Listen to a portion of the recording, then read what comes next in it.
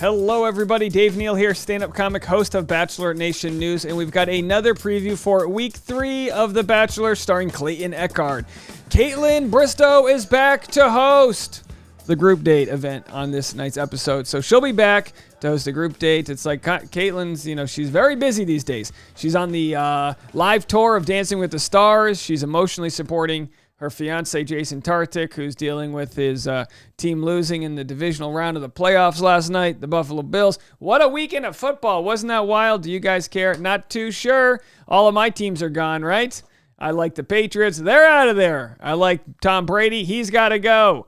My fiance is a Cincinnati Bengals fan, so we're rooting for them. They'll disappoint us too. All right, speaking of disappointment, let's get ready for tonight's episode. So last week we took off, and not too many stories. I just made the video talking about Cassidy's tenure as the villain of the season of The Bachelor. She said, soon you'll get to hear my side of the story. Casually dated before The Bachelor. No one was lied to or deceived in the process, and I haven't been exclusive in years. The LA dating scene is a mess. I came on ready for love and looking for a partner. I share my point of view with that on my new Instagram Reel and TikTok. Yeah, I have a TikTok. I don't really promote it. It's the same username as my Reel at DNeals. There it is. So if you want to go give that a shout out, it's free. It's free to share. If you guys like the content I'm making on Instagram, you can share it. It's always a good way to kind of build new members of the community. Also, if you haven't already, join the Patreon if you want behind-the-scenes membership-only content. Patreon.com/Dave Neal. All right, so let's get into it. So we're going to play for you guys The Bachelor. I tell you what, let's go straight into the first Bachelor clip. We will play Kaitlyn Bristowe hosting the group date, and also we've got the Bachelor Baywatch video we'll play. Let's start with Kaitlyn Bristowe. I have a date plan that really requires some vulnerability. We're really at the point of the journey where it's like we need to really start to trust each other, dive in deeper to get to that next level. That's what today is about, and I'm really hoping that the women go all in on it. You guys ready to get started? Oh. Let's go ahead and go in. How dramatic. I'm scared. So we walk into this auditorium. Looks like they're going to watch it was Shakespeare. Really dark. And I just see this figure perfectly poised. All of a sudden, it's Kaitlyn Bristowe. Woo. Hi, ladies. And we were all kind of shocked to see her, but also wondering what we were going to be doing and what we're here for. I bet you're wondering why I'm here today. I'm here to make sure Clayton knows as much as he can about each and every one of you. Ready to get started? All right, so it's the same thing they did last year. They do this every season, right? It's not necessarily like a lie detector test, but it's like, fess up, ladies, what's going on? Kaitlyn shows up freshly spray tan. She's ready to go. She's been, like we said, touring Dancing with the Stars. She still has some glitter left over from the Mirror Ball trophy. She's a busy lady. She's got off the vine. She's got a wine company. She's making TikToks. It's like, take a break. You know what I'm saying? All right, is Kaitlyn Bristowe the female version of Dave, or the more successful one, I should say? Like, you know what I mean? She's like this. She'd be like the sibling that everyone's like, can't you be more like your sister? I'm like, no, I can't. I didn't get to do the fantasy suite, okay? I'm locked in a desk right now on a green screen trying to make my bones. Follow the Patreon. So anyway, we have that, and we'll play, people are saying, why they do, Bachelorette says, why do they do one of these feeling circle dates every season? Well, I'll tell you why. They're in that part of the season, episodes 3 to 6, 3 to 7, where there isn't much drama, so they need to fabricate as much as they can. They have to put them in competing games where they're trying to get physical with each other. They need to dig up some emotional information. Is it traumatizing? Heck yes. Will we make some popcorn? Let's go for it. So we'll play the next one in a second, but I wanted to share this with you guys. I've showed you this before, my analytics. We only have 52% of the people that watch our channel subscribed, and we have 50,000 subscribers, which means we have about 100,000 people that watch the channel. That doesn't mean they watch every day, but casual viewers, 100,000. 47.8% aren't subscribed. Are you one of those people that aren't subscribed? We need to get the subscriber count up. I'm trying to get the silver play button, which is what you get when you hit 100,000 subscribers. So I am not going to live stream tonight. You bet your bottom dollar until we hit 51,600 subscribers. So I will not be doing an after episode live stream tonight unless we get that number up to 51,600. That's your motivation for the late night live stream, the West Coast extra late third live stream of the day.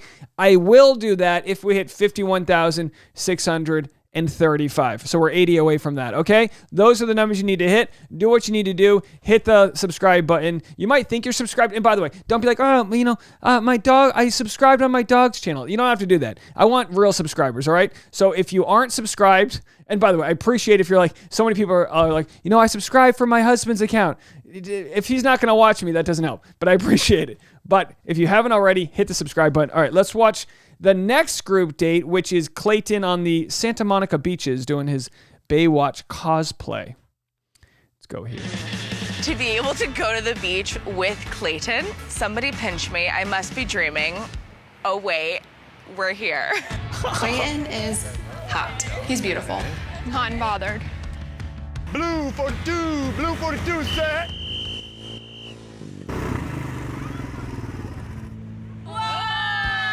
Oh my God, it's Nicole Eggert from Baywatch. Ladies, I am so excited to introduce you to Nicole Eggert, and she knows a thing or two about falling in love on a beach. So being a lifeguard is a lot like being in a relationship. I'm gonna put you through gonna serious lifeguard training. So head over to those cabanas and get changed. Competing gets these mean. I haven't been the one standing out. She's like, being a lifeguard is just like a relationship. You're going to have to touch lips with people you'll regret later. So it's very important that I get time with Clayton today.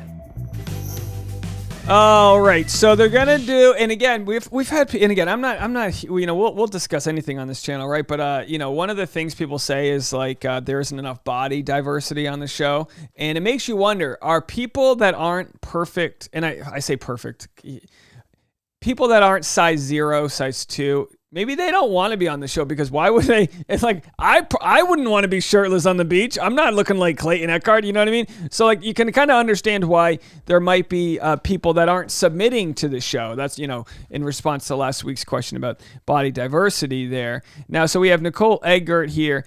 I have to say, don't you feel bad for people that made their fame before social media was as lucrative as it is?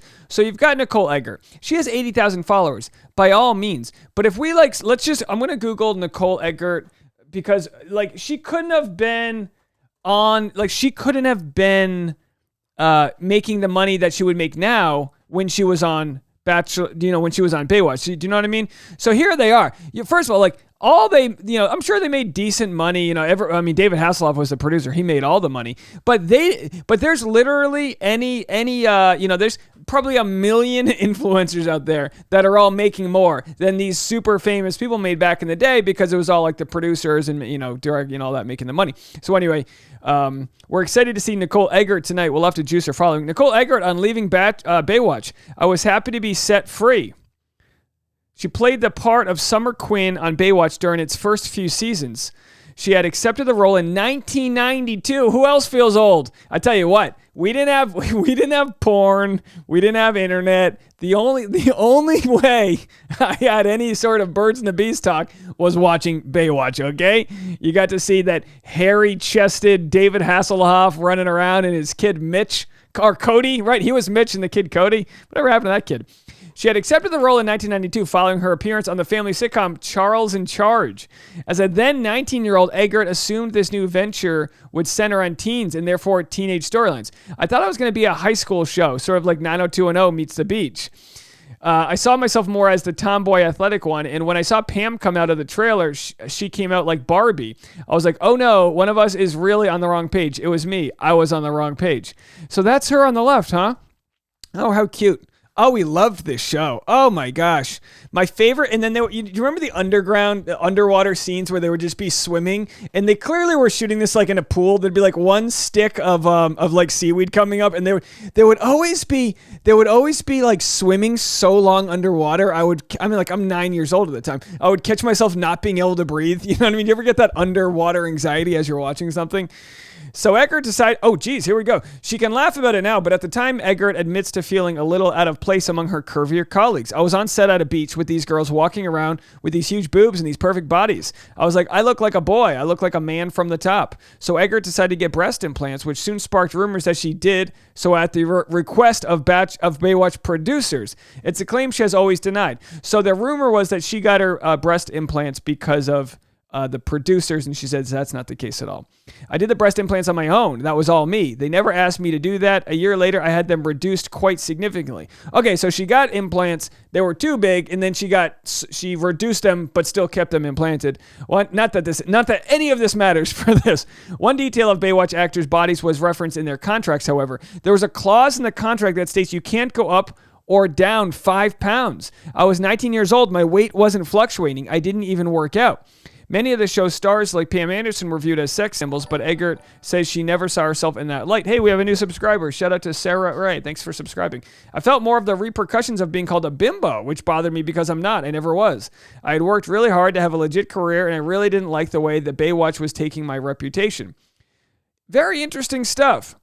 So she says when it was all said and done, she was happy to be set free. And there she is. You can give her a follow on Instagram now. But how interesting. What a fascinating story that was. I mean, yeah, don't get me wrong.